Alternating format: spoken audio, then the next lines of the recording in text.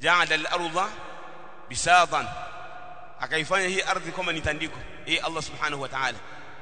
Was-samaa binaa, na akaifanya mbingu kuwa ni jengo, ni sakafu, akaijalia kama ni paa. Lakini si hivyo tu, anzala minas samai maa, ameteremsha mbinguni maji yanatoka juu. Lakini si hivyo tu, yakishafika katika ardhi yanaotesha mimea, watu wanapata aina mbalimbali ya matunda, nafaka, vyakula vinapatikana.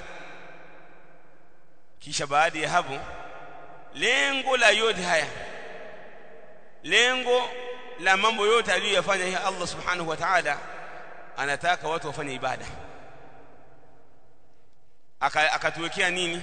Usafiri, wal khayla wal bighala wal hamira litarkabuha wa zina wa yakhluqu ma la ta'lamun. Naona akatuumbia farasi, nyumbu, punda na usafiri wa aina mbalimbali, na anaumba yale msiyoyajua.